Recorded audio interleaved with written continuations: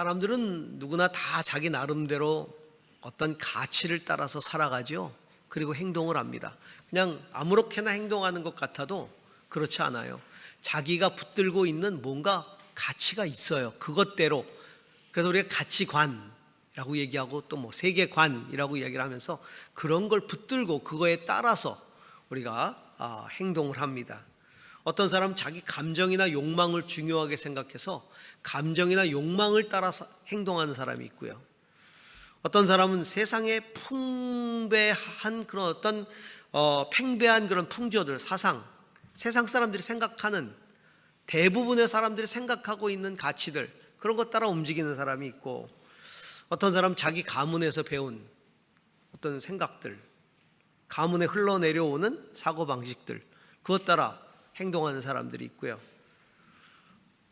또 많은 사람들이 종교적인 가치를 따라서 행동을 합니다. 제가 지난주에 주빌리 회의 때문에 서울 다녀왔는데 공항에 내렸는데 그날 서울이 35도였어요. 공항 밖으로 나가니까 난로더라고요. 완전히 밖을 나가기가 싫었어요. 얼마나 뜨거운지. 그런데 외국에서 여행 오는 여행객들이 있는 거예요. 여행객들이 있는데 여성들이 다 차도를 쓰고 있어요. 그 이슬람 여성들이 이렇게 쓰는 거 있잖아요. 그걸 다 쓰고, 어떤 여성은 발까지 차도를 쭉 반팔 입고 그리고 나갔는데도 너무 더운데 그걸 다 쓰고, 그리고 여행사 쫓아다니면서 이제 여행을 하려고 버스 타러 가는 거예요. 제가 숨이 탁 막히는 거예요. 그걸 보는데.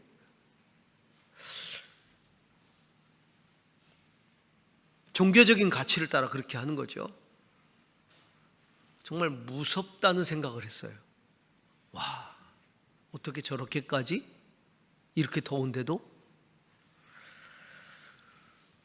우리가 어떤 가치를 따라 사느냐는 것은 자기가 결정할 나름이지만 그 삶의 결과들은 너무나 크게 달라진다는 거죠. 예수님이 시험 받으셨죠? 예수님이 시험 당하신 것도, 사탄이 예수님을 시험한 것도 당신을 이끄는 삶의 가치, 당신은 어떤 가치를 따라 살아갈 건가, 그걸 시험한 거예요. 정말 성경적 가치를 따라 당신이 살아갈 수 있는가?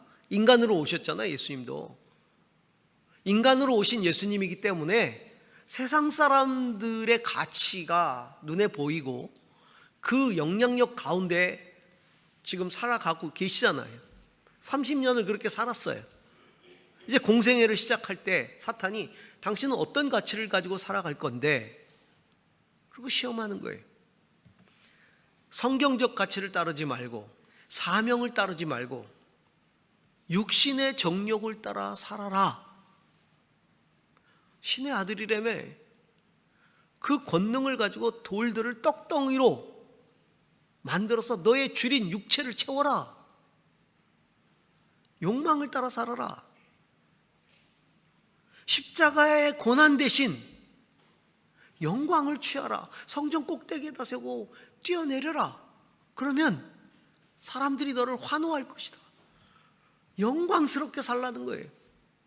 십자가의 고난, 그런 거 따르지 말라는 거죠. 세상 모든 걸 보여주면서 나에게 굴복하면 내가 모든 부귀영화를 다 줄 테니까 나에게 굴복하라. 예수님이 그때 40일 금식하셨어요. 40일 금식을 하면 육체가 가장 필요에 대해서 민감한 시기가 되잖아요.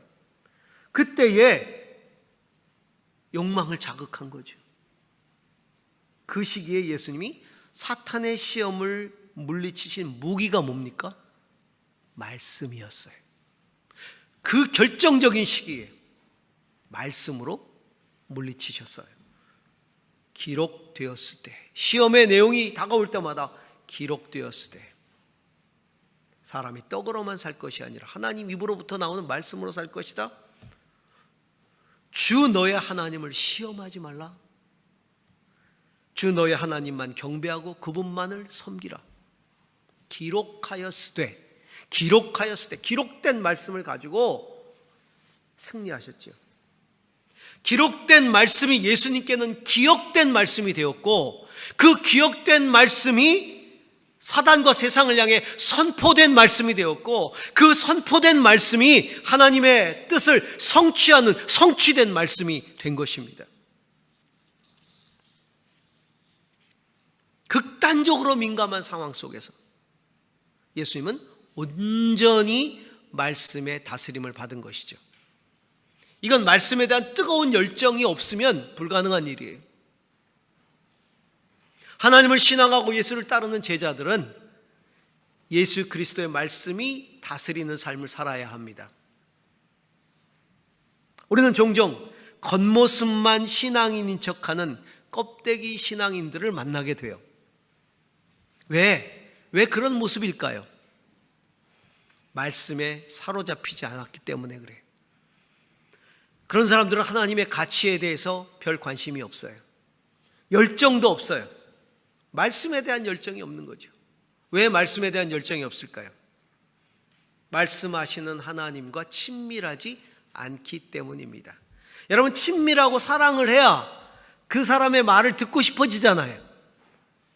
만약에 그 사람하고 친밀하지 않거나 그 사람을 사랑하지 않으면 그 사람의 얘기에 대해서 난 무관심하게 됩니다. 오래 얘기하고 싶어지지 않아지잖아요. 그런데 친밀하고 사랑하게 되면 그러면 그 말씀을 듣고 싶어지지 않습니까? 하나님과 친밀하지 않으니까 말씀에 대한 열정이 없게 되는 것이죠. 그런 사람들에게 신앙은 그냥 종교일 뿐이에요. 하나님은 기복의 대상일 뿐이에요. 내가 필요할 때 나에게 복을 주시는 그런 존재일 뿐인 것이죠. 그냥 내 삶은 내가 살아오던 방식대로 그냥 살아가는 거예요. 내 인생의 주인이 아니죠. 성도 여러분, 예수 그리스도를 내 인생의 주님이라고 영접하셨습니까? 그렇다면 주인 되시는 그분의 음성에 귀를 기울여야 합니다. 더 적극적이어야 돼요. 말씀에 대해서 더 적극적이어야 돼요. 그렇다면 우리는 말씀에 대해서 어떻게 적극적인 열정을 나타낼 수 있을까요? 말씀을 열정적으로 갈망하는 신앙은 어떤 걸까요? 오늘 우리가 읽었던 성경 본문들은 말씀을 열정적으로 갈망하는 신앙에 대해서 몇 가지를 교훈해 주고 있어요. 그 첫 번째는요, 내 길이 말씀의 인도함을 받는 길이기를 원한다는 것이죠. 간절히 소망하는 것이죠. 아무 길로나 가지 않겠다는 겁니다. 아무 삶이나 살지 않겠다는 겁니다. 말씀의 길을 따르고 말씀을 따라 살아가겠다는 겁니다. 그 소망이 있는 거예요. 오늘 우리가 읽은 시편 119편은 말씀을 따라 사는 삶의 행복을 이야기하고 노래하는 시편이에요. 말씀을 찬양하는 시편, 말씀 시편, 토라 시편이라고 그러거든요. 말씀을 찬양하는 시편이고, 말씀에 대한 신앙을 고백하는 시편이고, 말씀을 따라 살겠다고 결단하는 시편이고, 무엇보다도 말씀의 인도함을 받기를 소망하는 시편이에요. 성경에서 제일 긴 절이에요. 시편 119편이 무려 176절로 되어 있어요. 그런데 놀라운 건 매 절마다 말씀이란 단어가 빠지지 않고 들어가 있어요. 모든 절에. 그만큼 말씀을 중요하게 생각하고 찬양하고 있어요. 무슨 법이라는 말, 증거라는 말, 법도, 율례, 길, 계명, 판단, 그렇게 들어가 있어요. 근데 우리가 형식을 좀 주목해 보면 왜 176절일까? 쓰다 보니까 176절까지 갔어. 거기서 감동이 끝나서 그만한 걸까요? 의도가 있어요. 히브리어 알파벳이 22개의 글자입니다. 그 히브리 알파벳 22개 글자를 각 절, 각 첫 번 그 글자를 8절씩을 그 글자로 시작하는 시를 진 거예요. 우리로 말하면 기역으로 시작하는 시 8절, 니은으로 시작하는 시 8절, 디귿으로 시작하는 시 8절, 리을로 시작하는 시 8절, 그래서 히읗으로 시작하는 시 8절까지 이렇게 해서 22개를 8절로 하니까 176절이 되는 거예요. 왜 이런 시를 졌을까요? 내가 모든 언어로 하나님과 하나님의 말씀을 찬양한다는 의미예요. 나의 모든 언어로 하나님과 하나님의 말씀을 찬양한다, 높여드린다, 그리고 순종을 결단하는 거죠. 자, 오늘 시편 119편 101절에서 102절을 같이 한번 읽어보시기 바랍니다. 함께 읽습니다.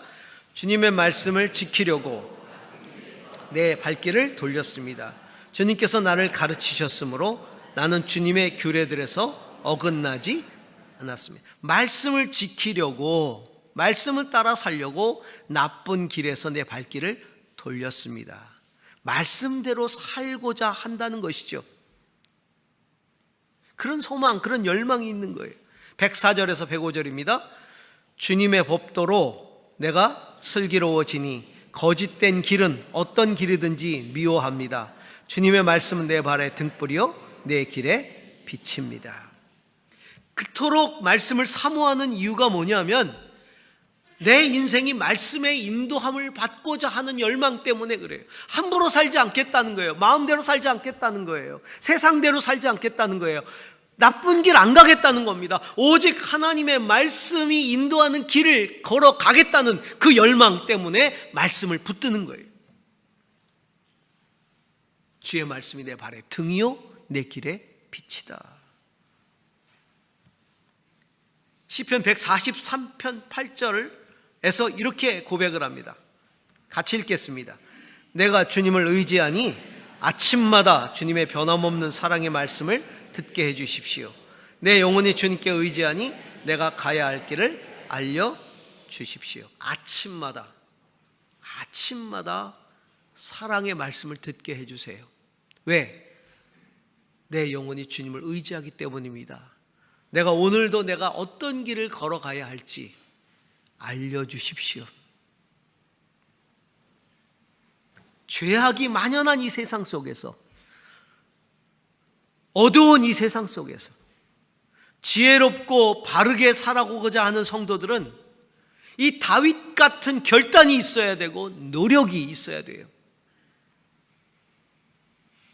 주님이 말씀으로 인도하시는 길을 따라 그 삶을 걸어가겠다고 하는, 살아가겠다고 하는, 나는 주님이 인도하는 길을 걸어가겠다고 하는 결단이 내게 있어야 됩니다. 주님, 나는 주님의 길만을 걸어가겠습니다. 주님 말씀이 인도하는 삶만을 살아가겠습니다 라고 결단해야 되고, 그리고 다윗이 아침마다 그래서 주의 음성을 듣는 것처럼 그 음성을 들으려는 노력이 우리 안에 있어야 한다는 거죠. 내 인생을 바르게 걸어가고자 하는 열정, 그 열정이 저와 여러분 가운데 있기를 축원합니다. 두 번째로 말씀을 열정적으로 갈망하는 신앙은, 자, 하나님의 길을 바르게 걸어가기 위해서 말씀을 따르고자 하는 열정이 있어야 되는데, 그러려면 어떻게 해야 되냐? 말씀을 사랑해야 돼요. 가까이 해야 돼요. 마음에 새겨야 돼요. 순종해야 돼요. 말씀에 완전히 사로잡혀야 됩니다. 말씀이 나를 완전히 사로잡을 수 있도록 내 마음판에 새겨 지켜야 되죠. 그래서 말씀을 따르는 삶이 습관이 되고 성품이 되어야 하는 겁니다. 말씀을 따르는 삶이 습관이 되고 성품이 되어야 돼요. 성경에 기록된 그 말씀이 내 마음판에 새겨진 말씀, 기억된 말씀이 되어야 되고, 그 마음판에 새겨진 그 말씀이 내 언어와 내 삶으로 선포되는 말씀이 되어야 되고, 그렇게 선포된 말씀이 내 인생 가운데 성취되는 말씀이 되어야 한다는 겁니다. 97절에서 100절까지를 같이 한번 읽어보겠습니다. 내가 주님의 법을 얼마나 사랑하는지 온종일 그것만을 깊이 생각합니다. 주님의 계명이 언제나 나와 함께 있으므로 그 계명으로 주님께서는 나를 내 원수들보다 더 지혜롭게 해주십니다. 내가 주님의 증거를 늘 생각함으로 내가 내 스승들보다도 더 지혜롭게 되었습니다. 내가 주님의 법도를 따름으로 노인들보다도 더 슬기로워졌습니다. 103절입니다. 주님의 말씀의 맛이 내게 어찌 그리 단지요, 내 입에는 꿀보다 더 답니다. 다윗은 주의 법을 얼마나 사랑하는지 온종일 그것만을 깊이 생각합니다. 주님의 말씀의 맛이 내게 어찌 그리도 단지요, 내 입에는 꿀보다 더 답니다. 요즘 사람들에게는 이게 말 확 안 와닿아요. 꿀을 잘 안 드시니까. 꿀보다 더 단다. 요즘 식으로 얘기하면 주의 말씀은 흑돼지보다도 맛있습니다. 뭐 이렇게 해야 될까요?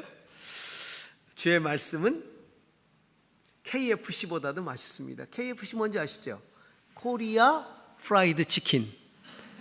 요즘은 외국 사람들이 KFC를 그렇게 부른다고 합니다. 코리아 프라이드 치킨이래요. 워낙 맛있으니까. 주의 말씀은 치킨보다도 더 맛있습니다. 1인 1닭. 말씀을 정말 너무너무 간절히 사모하는 거죠. 말씀을 사랑하기 때문에 온종일 생각할 수 있는 거예요. 그것은 하나님 사랑으로부터 나오는 거 아니겠습니까? 하나님을 너무 사랑하니까 그 음성을 듣고 싶어지는 거예요. 여러분, 말씀을 가까이 하십시오. 말씀을 듣기를 가까이 하세요. 열심히 하세요. 읽으세요.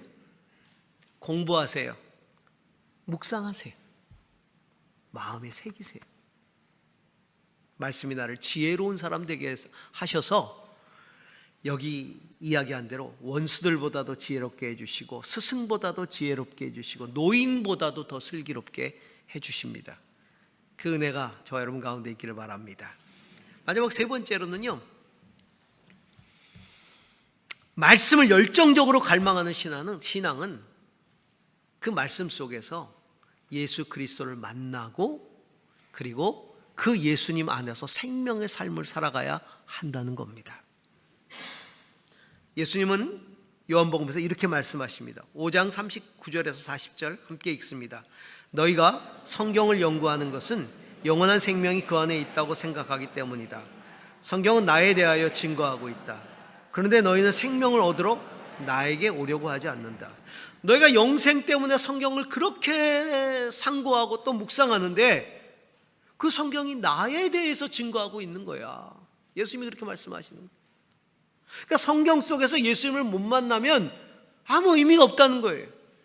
영생하고 아무 상관이 없다는 거예요. 바리새인들, 서기관들, 예수를 죽인 수많은 종교인들, 아무 성경을 그렇게 많이 외워도 알아도 전문가가 되어도 소용없다는 거예요. 예수 그리스도를 만나야 된다는 겁니다. 요한복음 17장 3절입니다. 영생은 오직 한 분이신 참 하나님을 알고 또 아버지께서 보내신 예수 그리스도를 아는 것입니다. 하나님과 예수님을 아는 게 영생이라는 거예요. 제대로 아는 게, 제대로 알고 믿는 게 영생이라는 거죠. 사람들이 말씀을 열정적으로 공부를 해도 말씀 속에서 예수님을 만나지 못하면 그건 단순한 지적 열정에 불과해요. 지적인 열정이. 우리가 정말 말씀을 열정적으로 사모한다면 말씀 속에서 예수님을 만나야 돼요. 육신으로 이 땅에 오신 진리이신 예수 그리스도를 만나야 됩니다. 저도 예수님 알기 전에 성서를 봤어요. 저는 이제 20살 때까지 제가 캐톨릭 신앙이라는 얘기를 드렸었는데, 근데 성서, 그 당시에 이제 성서죠. 공동 번역.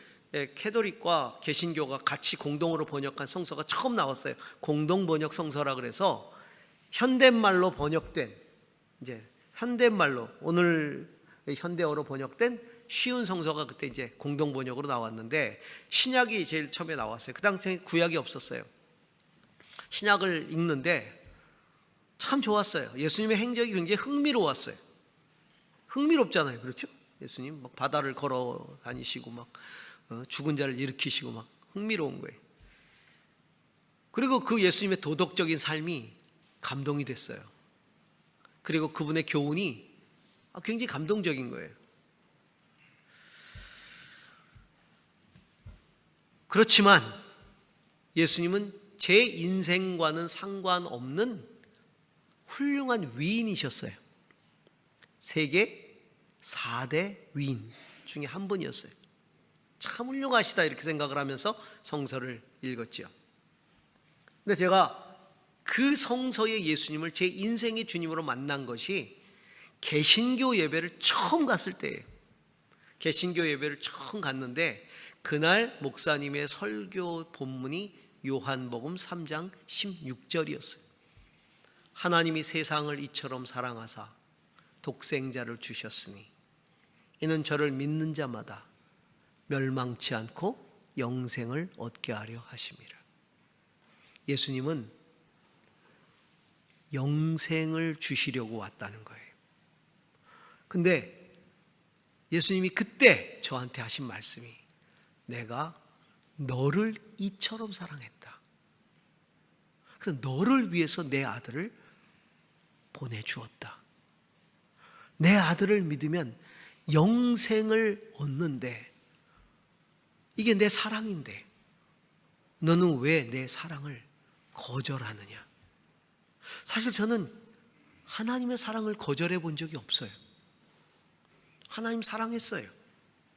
제가 중학교 다닐 때도요, 학교 앞에 성당이 있어서요, 학교 가기 전에 성당에 들어가서 기도하고 그리고 공부하러 갔어요. 얼마나 신심이 가득합니까? 이처럼 신심 있는 중학생이 어디 있어요? 여러분 중학교 때 그렇게 수업 들어가기 전에 기도하고 이렇게 수업에 들어가신 분 있으세요? 쉽지 않죠? 성당에 들어가서 앉으면 왜 이렇게 눈물이 나오는지 죄인이란 생각이 막 이 깊은 데서부터 막 솟아나오는 거예요. 한참 울다가 눈이 팅팅 먹어가지고 학교를 가곤 했어요. 근데 그 예수님이 저하고 무슨 관계가 있는지 몰랐어요. 근데 그날 말씀하시는 거예요. 내가 너를 위해서 내 아들을 보냈다. 내 아들이 너를 위해서 죽었다. 네가 내 아들을 믿으면 멸망치 않고 영생을 얻게 될 것이다. 내 사랑을 받아들여라. 그게 제 마음속에 훅 오니까 제가 하염없이 눈물이 나는 거예요. 그 사랑을 거절했다는 죄책감이 들기 시작합니다. 여러분, 하나님의 사랑을 거절하는 게 죄예요. 내가 하나님을 향해 욕을 하거나 삿대질을 하거나 하지 않아도 그 아버지의 사랑을 거절하면, 아버지의 마음을 아프게 하면 그게 죄예요. 그 아버지의 사랑을 내가 받아들이는 거죠. 그날 그 목사님이 지금 이 시간에 하나님의 사랑에 응답하실 분들, 받아들일 분들 그 자리에서 일어나라고. 제가 벌떡 일어났어요. 그리고 저희 기도를 따라하라고. 그래서 영접 기도를 했어요. 그날 저를 처음으로 데리고 인도하셨던 저희 친척 되시는 고모님이 제가 막 우니까 막 어깨를 두드리면서 그래 울어야 돼 울어야 돼 잘하고 있어 막 잘하고 있어. 그렇게 영접을 하고 나니까 이제 성경이 하나님의 말씀으로 들어오기 시작했어요. 교훈이 아니라 생명의 말씀으로. 그러면서 성경을 읽기 시작했어요. 성경을 읽기 시작하는데 성경이 얼마나 꿀 같은지 진짜. 여러분 아시죠? 옛날 성경은 세로로 돼 있던 거, 글이 세로로 돼 있었어요. 그리고 여기가 빨간색으로 있었어요. 보혈색. 그게 보혈색이래요. 이렇게 빨간색. 그리고 세로로 돼 있는데 세로로 돼 있는 걸 읽고 있으면 읽었는데 또 읽어요. 계속. 헷갈려가지고. 그러면서도 거기다 빨간 줄 치고 파란 줄 치고 마킹해 가면서 그렇게 송이꿀보다도 더 단 진짜 나한테 하나님이 말씀으로 다가오셨어요. 여러분, 예수 그리스도를 만나면 하나님의 말씀이 생명으로 다가옵니다. 오늘 성경에 주님이 이렇게 말씀하셨죠. 디모데에게 성경은 그리스도 예수를 믿는 믿음으로 말미암아 그대에게 구원에 이르는 지혜를 줄 수 있다. 예수 그리스도를 믿는 믿음으로 말미암아 구원에 이르는 지혜라고 말하고 있어요. 그냥 구원이 아니에요. 예수 그리스도를 믿는 믿음으로 말미암는 구원에 이르는 지혜를 주는 게 성경이다. 그리고 그렇게 구원의 지혜를 얻은 사람, 구원을 얻은 사람이 교훈, 책망, 바르게 함, 의로 교육함, 이런 주님의 교훈을 통해서 선한 일을 할 수 있도록 하시는 것이 성경이다. 두 가지 주제예요. 누구를 믿을까? 어떻게 살까? 이 두 가지 주제예요. 누구를 믿을까? 어떻게 살까? 예수 그리스도를 믿고 예수 그리스도의 가르침대로 살아가도록 하는 것이 성경이에요. 성도 여러분, 우리 모두가 생명의 삶을 살아갈 수 있기를 바랍니다. 기록된 성경이 그냥 기록으로 끝나지 않고 내 마음판에 새겨지는 기억된 말씀이 되고, 그것이 기억된 말씀에서 끝나는 것이 아니라 내 입술로 내 삶으로 선포되는 말씀이 되고, 그것이 하나님의 뜻을 성취하는 말씀이 될 수 있기를 바랍니다. 열정적으로 하나님 사랑하고 말씀을 사랑하는 저와 여러분이 될 수 있기를 축원합니다.